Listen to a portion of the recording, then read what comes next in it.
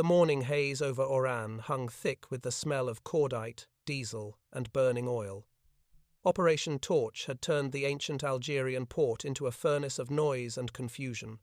In a narrow French street paved with cobblestones slick from the night's rain, an American M4 Sherman tank groaned, shuddered, and died. The engine's coughing halt came like a gunshot to its 5-man crew. Sergeant Harry Latham, tank commander of B Company, 2nd Battalion, 1st Armoured Regiment, slammed his fist against the radio mount. "God damn it, she's dead!" he shouted. The driver, Corporal Ed Santos, twisted the starter again and again. The engine whined, sputtered, and fell silent. "She's vapor-locked again, Sarge. Fuel line's bone dry." Through the periscope slit, Latham saw movement German and Vichy gunners dragging an anti-tank gun into position barely 200 yards down the street. The gun muzzle gleamed in the Mediterranean sun. The crew of the Sherman was about to die not because the enemy had outmaneuvered them, but because the tank had simply stopped running. The desert heat and the confined hull conspired against the American engine. The M4's gasoline-burning Continental R970 radial was a masterpiece of engineering in the factory, but on the battlefield it was an unpredictable brute. In the cool testing grounds of Michigan, it started with a button push. In North Africa's furnace, it vapor-locked like clockwork. Gasoline boiled in its lines. Fuel pumps starved. Once the engine stopped, restarting it under combat heat was nearly impossible. Outside, the tank's gunner, Private First Class Bill Mendez, swung the turret desperately, searching for targets through the narrow sight. But the main gun was useless without power. The hydraulic system had died with the engine. Latham cursed again. "Manual traverse, keep her pointed." But they all knew what was coming. A stalled tank was a dead tank. Across the street, from behind, a wall shattered by shell fire. A low-ranking Ordnance Corps mechanic named Staff Sergeant Raymond Kolak watched the scene unfold. Kolak was supposed to be retrieving another crippled vehicle. Instead, he saw a lesson in death. He had been a mechanic since before the war, a grease-stained kid from Pennsylvania coal country who had joined the army to escape the mines. His superiors called him just a wrench. He was the kind of man who carried more spare bolts in his pockets than medals on his chest. He had already been disciplined twice for unauthorized modification of government property. And now, standing in that choking street, he watched a perfect piece of government property burn. The Vichy gun fired. The first shell screamed past and struck a stone facade behind the Sherman, showering dust and brick fragments across the hull. Latham's voice crackled over the radio. "Can't move. Engine's dead." The second shell hit closer. The third would kill them. Kolak sprinted forward without orders. The air shook with small arms fire. He ducked behind the stalled tank, yanked open the rear engine hatch, and peered inside. He could see the vapor bubbles through the transparent fuel line, gasoline boiling like water in a kettle. No pressure, no flow, no life.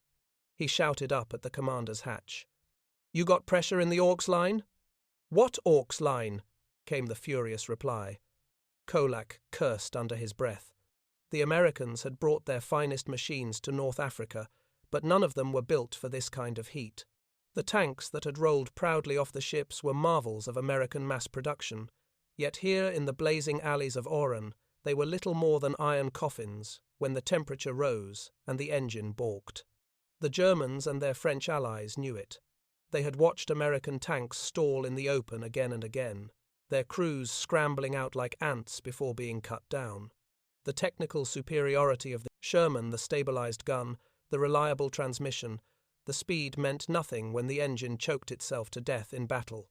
The fourth shell hit the street, close enough to rock the Sherman onto its suspension. The crew bailed. One by one, the hatches flew open. Latham was the last to leave, clutching the small white star painted on the hull as if it might somehow protect him. The fifth round struck true. The tank's turret lifted in a gout of flame. Kolak hit the ground hard as the blast wave rolled over him. When he looked up, the Sherman was burning another casualty of heat, vapor, and poor design. The Germans were already pulling their gun back, confident that the hulking American machine was finished. they weren't wrong.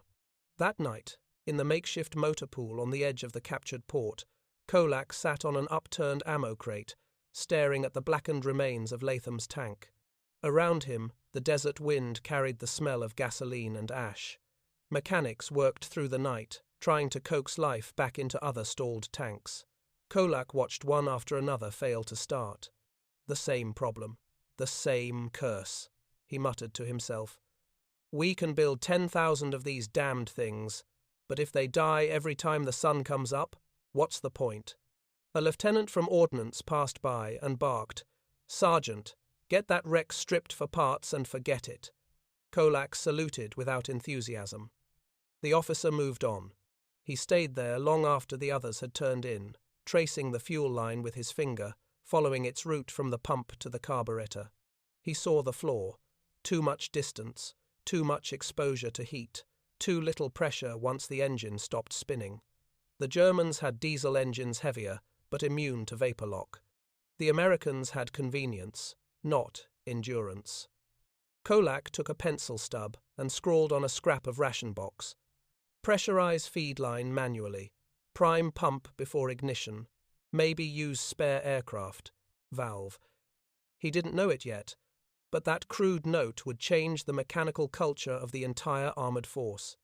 The next morning, as the first light broke over the Mediterranean, Kolak climbed onto another tank, this one still running, and ran his hand across its sun-baked armor. "You're good machines," he said quietly. "You just need a fighting chance." In that moment, a thought took root in his mind. If airplanes could restart engines at 30,000 feet after fuel starvation, why couldn't tanks do the same on the ground? Somewhere in the chaos of Oran, amid the smoke and wreckage, a sergeant with no rank to speak of had begun imagining a way to make American armor impossible to stall. The war in North Africa would grind on for months, and more Shermans would die senseless deaths from vapor lock and fuel starvation. But after that day, Staff Sergeant Raymond Kolak stopped waiting for orders. He started drawing, tinkering, and stealing spare aircraft parts from wrecked P-38s in the depot outside Oran. He wasn't an engineer. He wasn't supposed to invent anything. Yet he would become the man whose unapproved fix turned American tanks from unreliable behemoths into unstoppable machines. The question that haunted him, "We can build them by the thousands, but can we keep them running under fire?"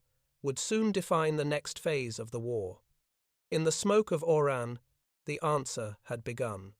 By late November of 1942, the Desert Campaign had become a vast experiment in what the American machine could and could not endure. The M Four Sherman had landed on the shores of North Africa as a symbol of Detroit's power, smooth running, easy to mass produce, and, on paper, reliable. Yet as the weeks of Operation Torch unfolded, reports flowed into the U.S. ordnance depots from Algeria and Tunisia, each one describing the same humiliation in different words. Engine failure under heat and shock. The tank that was supposed to be the armored fist of democracy was instead gasping for air. The mechanical culprit was not exotic. It was the same invisible enemy that plagued any internal combustion engine left too long in the sun vapor lock. Gasoline, heated above its tolerance, turned to vapor in the fuel lines. When the driver hit the starter, the pump spun uselessly, pushing bubbles instead of fuel. The carburetor starved, the cylinders stayed dry, and the engine refused to fire. Under laboratory conditions, the M4 could start 20 times in a row. In Algeria's furnace, after a long climb or a tight turn that splashed fuel away from the pump, the same tank could die in seconds and never recover. Mechanics called it heat choke. Crews called it the curse. Raymond Kolak, still officially just a staff sergeant assigned to Ordnance Detachment D, 1st Armoured Regiment, began cataloguing the problem in a grease-stained notebook. He wasn't the only one. Field reports from Tunisia and Gafsa told the same story. Tanks abandoned intact, engines refusing to start, crews forced to destroy their own vehicles to prevent capture. The numbers painted the tragedy. Out of every 10 tanks written off between November and January, 3 had not been destroyed by enemy fire at all, they had simply quit moving. It was a kind of slow suicide by design. The army could ship thousands of tanks across the ocean, but it had no doctrine for keeping them alive once the sun and sand began to cook their insides. The Ordnance Corps tried to respond with procedure. Official bulletins circulated through maintenance channels. Keep the engine running when stationary to maintain fuel pressure. Avoid prolonged idling. Do not attempt to restart immediately after stall. Allow 5 minutes for cooling. The advice sounded reasonable in Washington. In Tunisia, 5 minutes under fire was eternity. Kolak read those orders with bitter amusement. You try explaining to a tank crew that they need to let Jerry wait while their engine cools off, he muttered to another mechanic one afternoon. The man only shook his head. They don't listen to us anyway, Ray. We fix 'em. They break 'em. That's the deal. But Kolak could not let it go. The memory of Oran, of Sergeant Latham's tank dying in the street, would not leave him. Every night, as his unit bivouacked under camouflage nets beside their motor pool, he took apart fuel pumps, traced lines, and stared at diagrams. What he found was a pattern. When the engine stopped abruptly after heavy load, heat soaked back through the block and into the pump housing, raising the fuel temperature past its vapor point. The pump cavitated. Even when the engine turned again, the vapor pocket kept it starved. Only a priming pressure, something to force liquid fuel back into the line, could bring it back to life instantly. He knew this principle existed somewhere else. He had read about it in aircraft maintenance manuals. During a supply stop at Maison Blanche airfield near Algiers, Kolak wandered the perimeter and struck up a conversation with a crew chief from the 339th Fighter Squadron, tending to a twin-engine P-38 Lightning.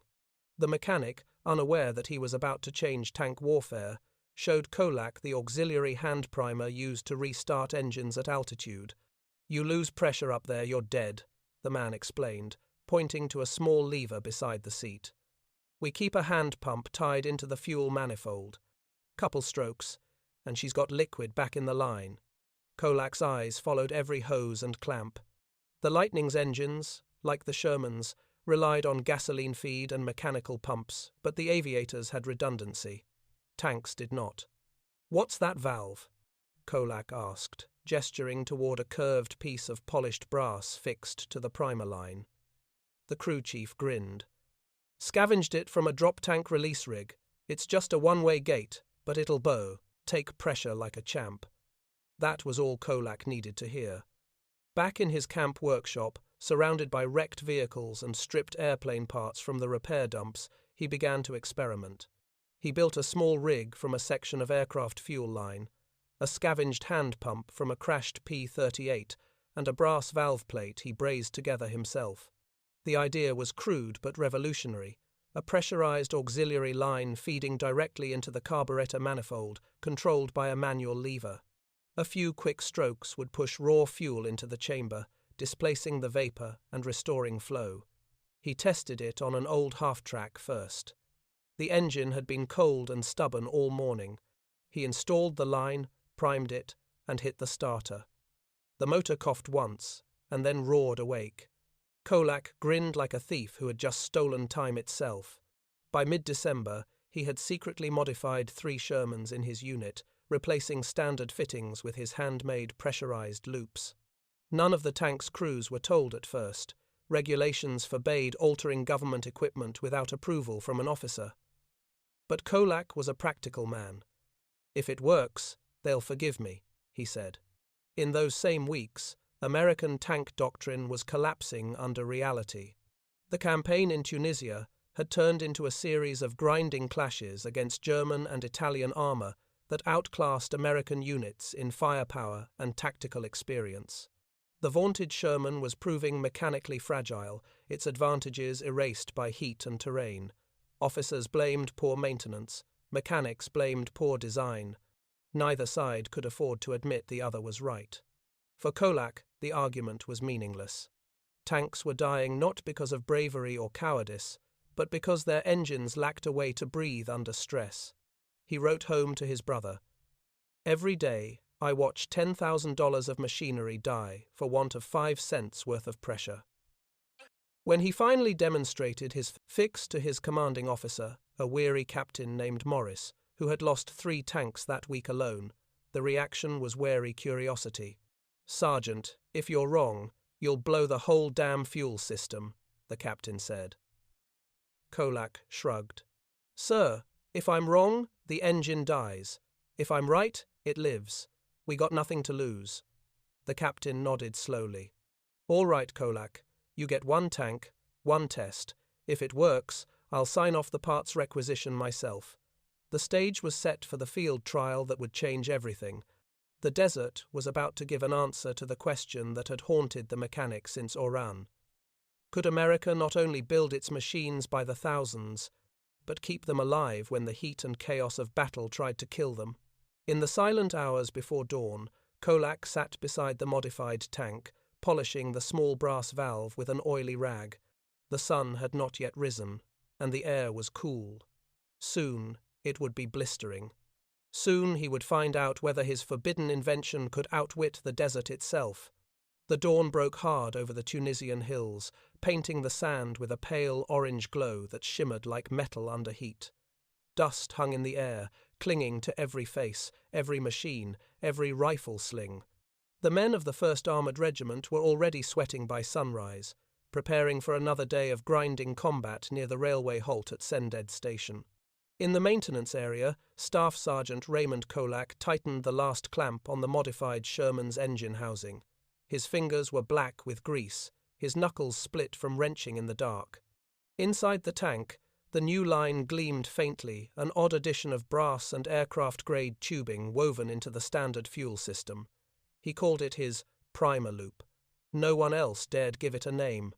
The crew of the tank, commanded by Lieutenant Wallace Crane, gathered around him with skeptical expressions. "You telling me this thing'll start itself, when it's dead?" the lieutenant asked, arms crossed. Kolak didn't look up. "Not by itself. You give it a hand pump, it'll give you pressure. A few strokes before hitting ignition she'll run." The loader laughed. "Sounds like snake oil, Sarge." Kolak grinned without humor. "I'll take snake oil over walking home." By mid-morning, the unit moved toward the forward line. The landscape was brutal, low hills, wadis that swallowed vehicles whole, and a sun that turned metal too hot to touch. Kolak followed in a half-track wrecker with 2 mechanics, ready to recover whatever broke next. He had learned that in this war, a mechanic didn't wait for things to fail. He went looking for failure before it found someone else. The first contact came just after noon. German 50mm anti-tank guns, hidden among scrub and rocks, opened fire at the lead Shermans. The first shell ricocheted off the glacis of Crane's tank, the second slammed into the sand in front of it. The driver swerved hard to the right too hard. The track jumped its sprocket, and the tank lurched sideways, the engine roaring, then coughing, then dying completely. Inside, the crew felt the familiar dread. Without engine power, they were sitting ducks. Crane hit the starter. Nothing. The familiar whine ended in silence. "God damn it, she's starved again," he shouted. Kolak's half-track screeched to a halt behind the crippled tank. Bullets spattered the sand around him as he leapt out, racing toward the engine deck. "Stay put," he yelled over the radio. He popped the hatch, found the line he had installed, and flipped the small brass valve open. His hand pump, a salvaged P-38 primer, was already clipped to the fitting. He gave it 3 quick strokes, feeling the resistance rise as liquid fuel filled the lines again. He slapped the hull. "Now, Lieutenant!" "Hit it!" Inside, Crane turned the starter switch. The Sherman coughed once, then roared to life, with a deep, furious growl. The whole machine seemed to shudder back from the dead. The loader shouted in disbelief, "She's alive!" Kolak slammed the hatch shut and dove for cover as the tank's turret rotated. The gun barked once, then twice. The German gun that had them cornered vanished in a plume of dust and smoke. When the battle subsided an hour later, Crane's tank was still running. The crew climbed out, faces blackened with soot and grins they couldn't suppress. "You're a damn magician, Sergeant," Crane said, clapping Kolak on the shoulder. Kolak shook his head. Not magic, just pressure. That evening, under the dim yellow glow of ration lamps, word spread like wildfire. The men who had seen the trick began to whisper, "Kolak's fix brings tanks back from the dead." Other crews begged him to install it. The ordnance officers frowned on unauthorized alterations, but results spoke louder than regulations. Within a week, 7 tanks carried the hidden brass valve and hand pump. Kolak wrote in his notebook, "No system is perfect until it can forgive failure." He mailed the same thought in a letter to his brother back home, explaining how a few inches of tubing and a stolen aircraft part might save men's lives. "They say I'm breaking the rules," he wrote, "but maybe the rules are what's broken." In January of 1943, a small packet of field notes, drawings, measurements, and a simple schematic scrawled on cratewood was quietly sent up the chain of command. It travelled from Tunisia to the ordnance section in Algiers, and from there to the Detroit tank arsenal. Nobody there knew the name of the sergeant who had written it. The accompanying note, unsigned, said only, "This modification eliminates vapor lock under combat heat. Tested in action. Send station. Recommend further study." Detroit's engineers read it twice. They didn't know it yet, but an uncredited mechanic had just solved one of the Army's most lethal mechanical flaws. Back in Tunisia, Kolak kept working in silence. He wasn't after glory, he was after endurance. His tanks still broke down, but they no longer died for good. Each time one stalled, the crew pulled the lever, primed the line, and rolled back into the fight. He began to believe something dangerous, that a simple man with a wrench could change the course of a war built by generals.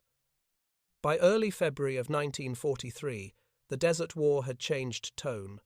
The Americans were no longer the wide-eyed newcomers they had been at Oran. They had been blooded at Kasserine and had learned brutally that engineering mattered as much as courage. And somewhere in the dust and noise of that education, word of a strange field modification from a nameless mechanic began to rise through the Army's vast bureaucracy. The memo that carried it was brief, almost accidental. Proposed auxiliary priming system for rapid engine restart, improvised field installation, origin, 1st Armoured Regiment. No signature, no rank, no serial number. Just a diagram, neatly drawn in pencil on thin military paper. The routing stamp from the ordnance section in Algiers sent it to the Tank Automotive Center in Detroit. To most officers, it was one of 100 suggestions from the field, most of which were ignored. But to one engineer, Captain Walter D. Beckett, it looked like genius hiding under grease. Beckett had grown up around engines. Before the war, he had worked for the Chrysler Corporation testing truck carburetors. He knew vapor lock like a personal enemy. When he saw the hand-drawn schematic with its added loop and check valve, he understood instantly. "Somebody out there knows what he's doing," he told his superior.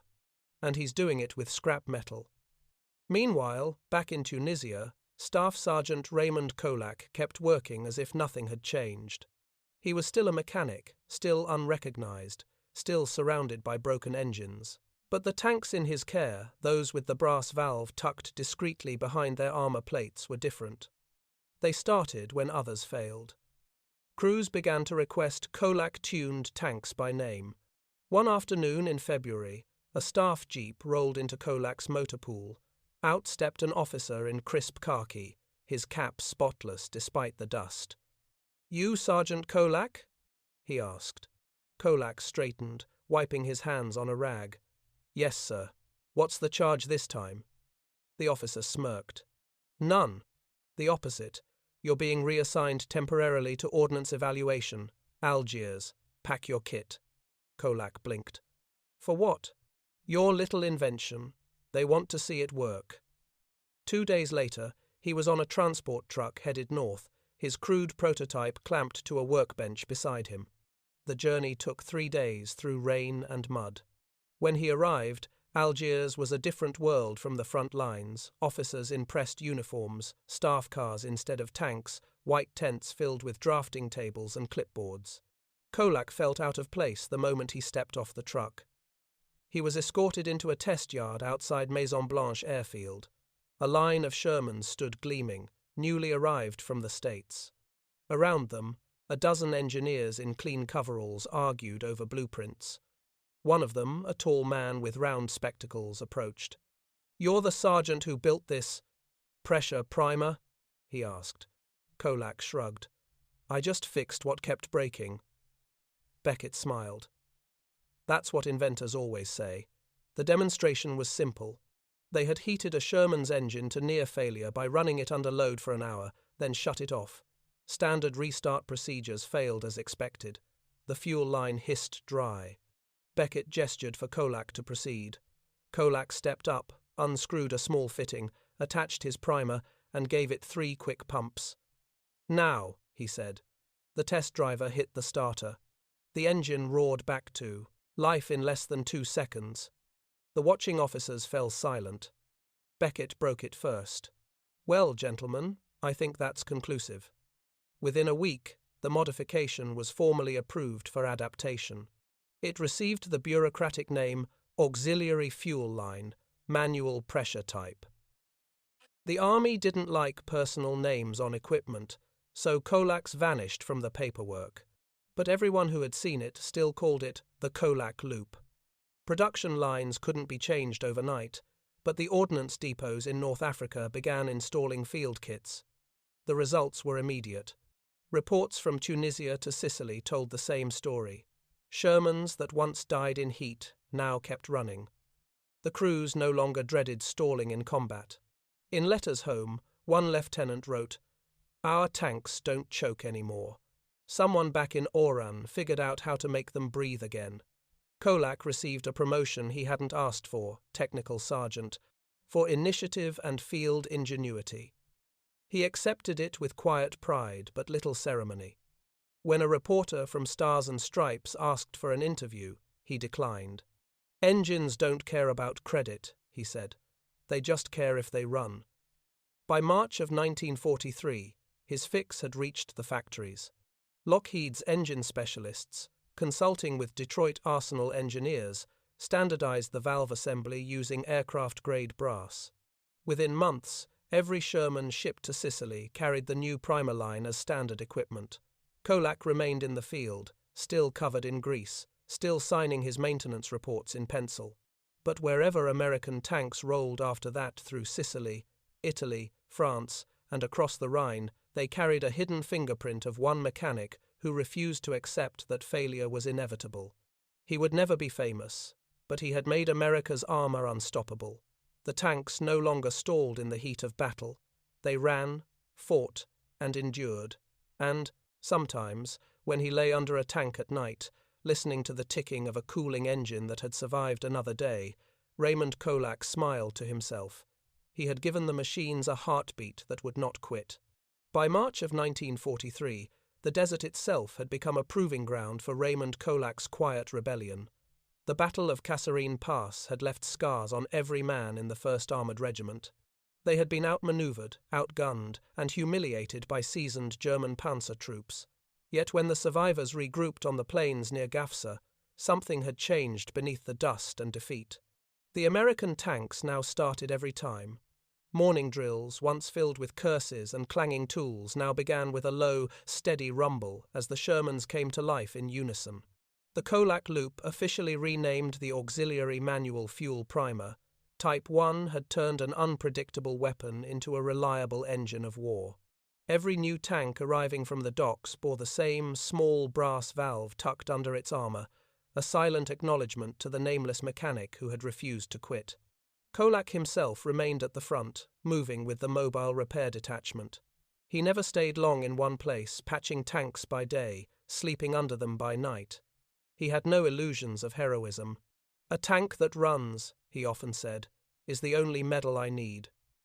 But the war was changing, and with it, so was the meaning of endurance.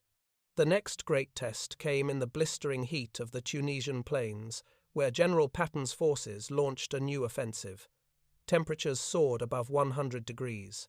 Engines that once would have failed under such torture kept roaring forward. Colonel Robert O'Hara of the 2nd Armored Division recorded in his diary, "Our tanks no longer die from heat. The mechanics did something, don't know what, but the machines live now. God bless the grease monkeys. In mid-April, Kolak was assigned to the recovery of a stranded Sherman near Maknassi Pass. The tank had been hit by artillery and thrown a track, its engine partially buried in sand. When Kolak crawled inside, he found the crew dead and the hull charred. But amid the wreckage, the brass valve was still gleaming, untouched by fire. He twisted it in his hand and whispered, "You tried to keep them alive. You did your part." That evening, as he sat beside the wreck, a convoy of British engineers stopped nearby. One of them, a lieutenant from the Royal Electrical and Mechanical Engineers, noticed the device. "That's clever," he said, squinting at it. "Manual feed line?" Kolak nodded. "Keeps her from vapor locking." The British officer smiled. "Wish we'd had that in the desert last year. We lost more tanks to heat than to Rommel." He offered Kolak a cigarette. Funny, isn't it? Wars turn on the smallest pieces of brass. Word of the American modification soon reached the British Eighth Army. By summer, Commonwealth engineers were copying it onto their own Grants and Churchills. What had begun as one man's field fix now crossed armies and nations. The pressurized primer became an unspoken standard of modern armored design. But Kolak was not thinking about legacy. His world was still measured in hours of work and gallons of gasoline. Every mile forward required fuel, sweat, and patience. During the advance on Bizerte, his detachment worked 72 hours without rest. Engines seized, transmissions cracked, but they always came back to life. "You don't stop a machine like this anymore," one tanker said. "It just keeps fighting." After the final battles in Tunisia, when German and Italian troops surrendered by the tens of thousands, Kolak stood beside a line of captured panzers. He ran his hand along the cold armor of a Panzer IV and noted the thick diesel smell. "They built them tough," he said softly, "but we built ours to never stop." When the war shifted to Sicily that summer, Kolak's invention followed. Tanks rolled off landing craft, roaring to life under fire. The old fear of stalling in combat was gone. Mechanics still cursed, but now they cursed for other reasons: broken tracks, bent barrels, never fuel starvation. The engine that had betrayed them in Algeria was now the most trusted sound in the army, the rhythmic thunder of 1,000 running Shermans. Back in the States, the Ordnance Department's records listed the modification simply as "Adopted Field Retrofit, Authorized April 1943. No credit, no signature. But every tank commander knew the story. Somewhere, a stubborn sergeant in North Africa had beaten the desert with nothing more than ingenuity and a few stolen parts. Kolak never wrote a report or asked for recognition. When officers tried to nominate him for commendation, he refused. "Give it to the men who drive them," he said. "I just make them move." That spring, as the desert winds died and the Allied armies looked north toward Europe, the once cursed Sherman now symbolized something larger than steel and fuel. It represented a simple truth Kolak had proven with his wrench and his will. America could not only build machines, it could make them endure, no matter the heat, no matter the odds. And in that endurance, the tide of the war began to turn. By the time the invasion of Sicily began in July of 1943, the thunder of engines had become the anthem of the Allied advance.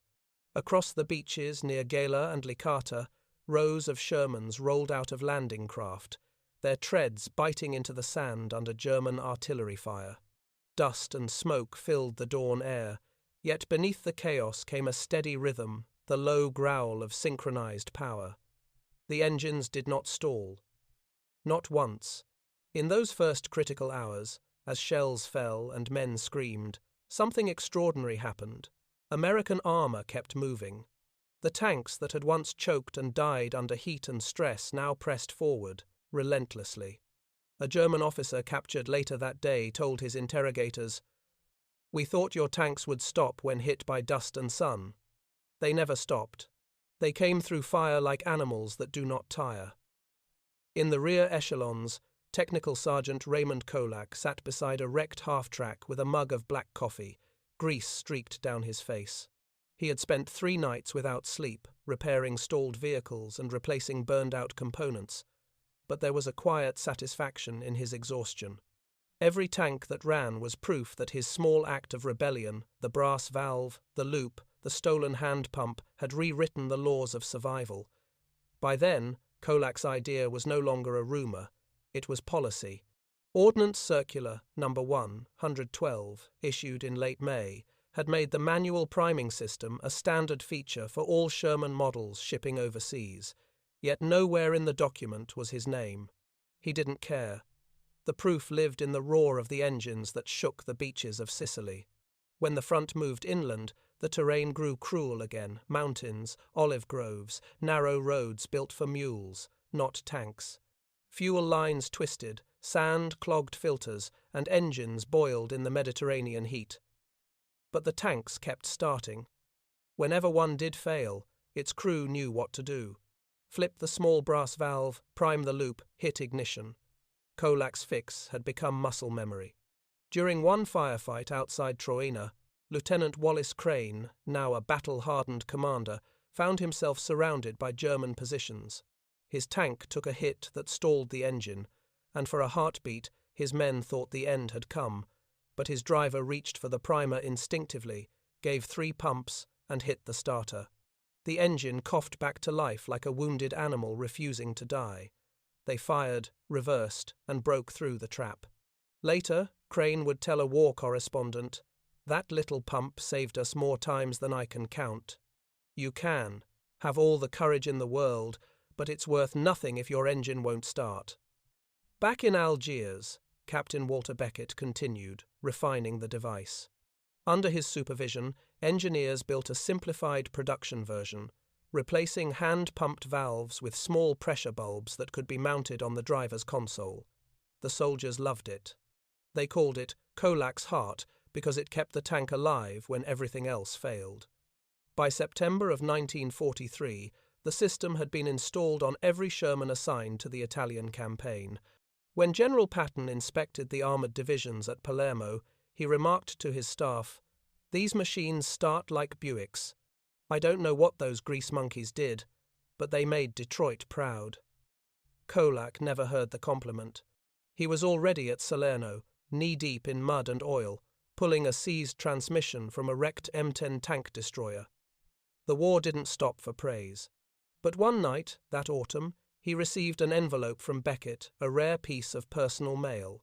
Inside was a copy of the new ordnance blueprint for the standardized primer system, stamped "Approved, July 1943. At the bottom corner, written in pencil, were 4 simple words: "We know it's yours." Kolak stared at the note for a long while. Then he folded it neatly, placed it inside his maintenance log, and went back to work. Winter came to Italy, and the mud became the new enemy. Tanks sank, froze, and sometimes had to be abandoned.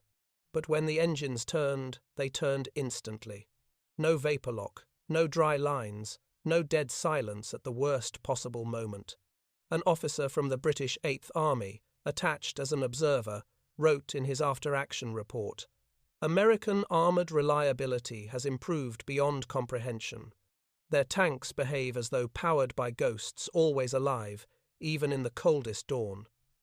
Kolak smiled when he read that quote weeks later in a field paper. He didn't believe in ghosts, only in pressure, metal, and men who refused to give up. By early 1944, the first Shermans equipped with the new Chrysler engines arrived in Europe. They carried more armour, more horsepower, and, discreetly, the Kolak loop built into every line. From Normandy to the Ardennes, from Italy to the Rhine, that hidden valve became a soldier's quiet assurance. In February, Kolak was rotated to Naples for rest. For the first time in 2 years, he slept in a bed. When he woke, he walked down to the harbour where hundreds of tanks stood lined up on the pier, their engines humming in test. The sound was like an orchestra of machinery, steady and deep, unbroken by hesitation or failure. He stood there for a long time, listening. Every heartbeat of those engines carried his signature. It wasn't glory, it wasn't medals, but it was something purer, a legacy of endurance forged from grease and sweat. When a young mechanic asked him what it felt like to know his invention had gone worldwide, Kolak simply replied, "It feels like a tank starting when it should. That's enough." Months later, when the Allies pushed into France, tank crews carried his system across the continent. The brass valve that had once been born in a dusty corner of Oran now lived in every Sherman that crossed the Rhine. It had no nameplate, no patent, no ceremony. But every time a tank roared back to life under fire, somewhere in its pulse was the ghost of a mechanic who refused to watch another machine die in silence. And in that heartbeat of steel, America's war machines became unstoppable. By the spring of 1944, the war machine of the United States had reached full thunder, from the skies over Europe to the beaches of Italy, from the factories of Detroit to the mud tracks of Normandy. Every rhythm of industry beat in perfect synchronization. It was a symphony of engines, gears, and men. Yet, hidden beneath all that power, beneath the roar of Pratt & Whitney's and the rumble of General Motors diesels, lived the smallest whisper of ingenuity, a brass valve, a loop of tubing, a forgotten trick that had turned vulnerability into endurance. Technical Sergeant Raymond Kolak was still somewhere near the front, though he no longer repaired tanks one by one. After Sicily and Salerno, he had been reassigned to a mobile ordnance school near Naples. His new mission: teach other mechanics how to keep the machines alive. Rows of young men, most barely 20 years old, listened to his gravelly voice as he spoke of pressure, vapor, and the cruel arithmetic of failure. He showed them his loop, a neat assembly of brass, steel, and conviction, and explained not what it was, but why it worked. "You don't fight the engine," he told them. "You teach it to breathe when it's dying. That's all this does. It gives the machine a second breath." His words carried farther than he imagined.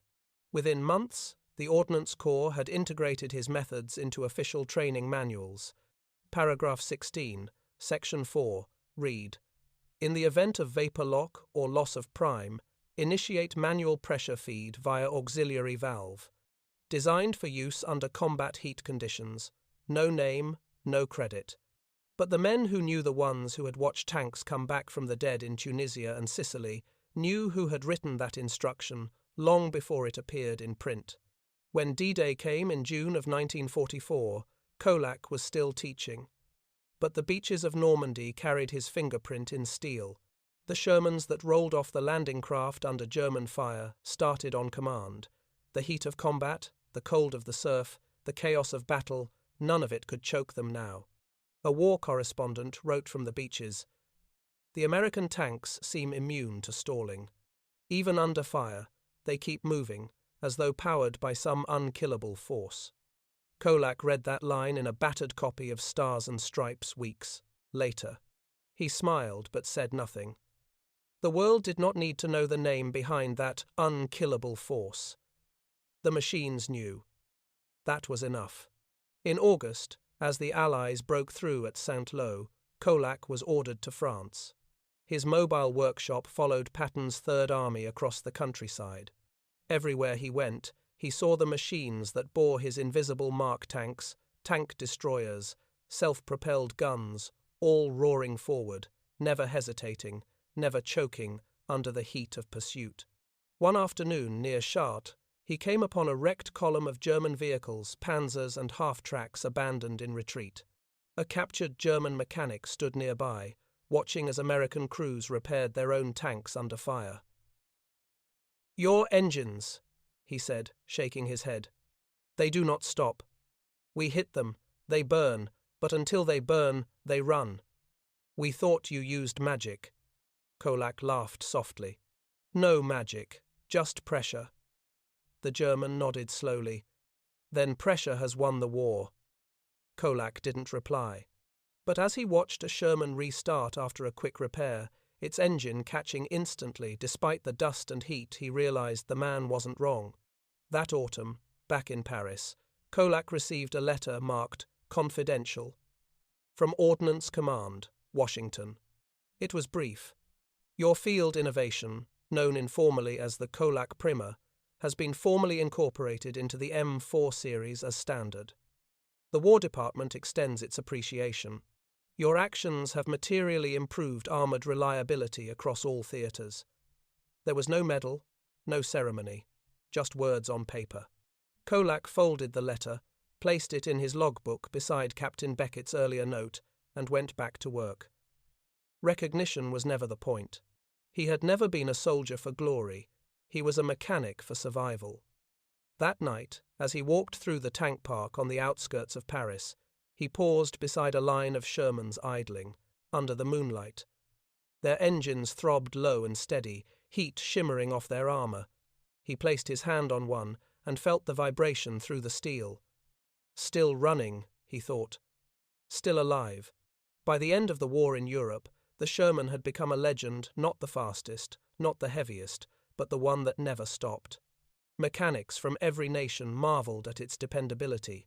Tank crews trusted it with their lives, and somewhere buried deep within its veins was Kolak's gift, that little loop of brass and resolve that kept the heart beating when everything else faltered. In May of 1945, as victory was declared, Kolak sat alone in a repair shed in Bavaria, writing his final maintenance log. He wrote not about himself, but about the machines, how they had learned to survive, how they had carried men through fear and fire. At the bottom of the page, he added a single line. Every machine has a soul. You just have to teach it how to breathe.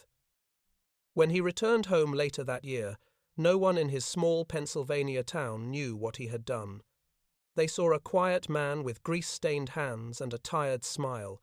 He opened a small garage, fixing farm trucks and tractors. Sometimes, when a young apprentice cursed at a stubborn engine, Kolak would chuckle and say, "Give it a little pressure, son. Everything runs better when it can breathe." He never mentioned the war. Never said Sherman. Never said primer. But every night, when the shop fell silent, he could still hear the echo of engines far across the sea, the endless rhythm of machines that refused to die. They were still running, and because of one rejected mechanic's trick, they always would. In the spring of 1946, peace returned to Europe, but the noise never truly left Raymond Kolak's ears. The clang of tools, the deep cough of engines coming to life, the metallic echo of Shermans lining up at dawn, those sounds had become part of him. Now, in the quiet fields of Pennsylvania, the only engines he heard were those of farm tractors sputtering through the morning mist. Yet, even those reminded him of battlefields, of broken machines that refused to quit as long as someone cared enough to fix them. Kolak's garage sat beside an old railway spur on the edge of town. A faded sign read Kolak's Repair, engines of all kinds. Farmers came from miles around with rusted tractors, broken trucks, and stories about sons who hadn't come home. Kolak never spoke much, but when he did, his words carried the same steady patience he had learned in war. "Don't rush an engine," he'd tell the boys who apprenticed under him. "It talks to you before it dies. You just have to listen." One rainy afternoon, a government sedan rolled up to the shop. Two men in suits stepped out, one with a briefcase, the other carrying a file marked Army Ordnance Corps, Historical Evaluation. They introduced themselves politely and asked if he had time to talk. Kolak wiped his hands on a rag. "If it's about taxes, you can talk to the accountant," he said dryly. The older man smiled. "Not taxes, Sergeant. We're writing an internal report on field innovations. Your name came up." Kolak raised an eyebrow. "Took you long enough." They spent the next hour asking about the primer loop, the first prototype, the battle near Sened Station. He answered with few words, showing them the rough sketch still pinned to his workshop wall, faded pencil lines on yellow paper, the same schematic that had once travelled from Tunisia to Detroit. When they asked why he hadn't patented it, he chuckled. "You can't patent survival, gentlemen. I wasn't inventing. I was trying to keep men alive." The younger officer nodded, scribbling notes. "You know, the Army is still using your design. They call it the Kolak feed system now, officially." Kolak blinked in surprise. "They put my name on it?" "Yes, sir. Post-war. Production Shermans. M. 26, Pershings. Even the new experimental patterns, they all carry a version of your system. He didn't speak for a moment. Then, quietly, he said, "Well, I suppose the tanks learned how to breathe." Months passed. The veterans came home, the newspapers moved on, but the machines of war did not die. They evolved. In 1948, when the Army began testing its new generation of tanks, Ordnance Command invited Kolak to Aberdeen Proving Ground in Maryland to observe. He arrived wearing his old mechanic's jacket, still patched with oil stains and frayed cuffs. The testing field was a far cry from the battlefields of Tunisia. Rows of immaculate tanks painted in peacetime olive, engines purring like domesticated beasts. Engineers crowded around clipboards, measuring noise and temperature instead of bullets and explosions. As the test officer explained, the new system's automated starters, improved carburetors, fuel pressurization. Kolak stood silently, running his hand over the cool steel. Finally, he said, "Does it still prime by hand?" The officer hesitated. "Yes, sir, it does. Standard safety backup." Kolak nodded. "Good. Machines forget fast when peace comes.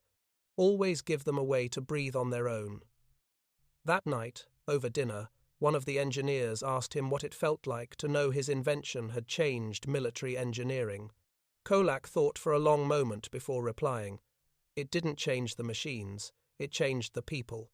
Before, men blamed the tank when it stopped. Now they blame themselves if they don't bring it back.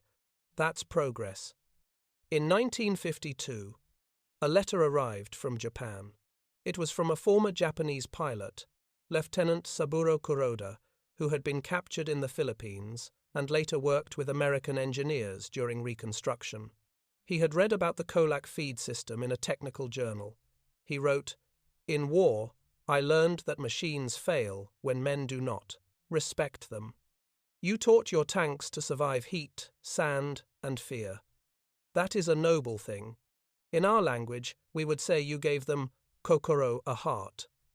Kolak pinned the letter beside his old ordnance commendation. Two enemies, joined by grease and gears. He smiled at the irony. Years turned into decades.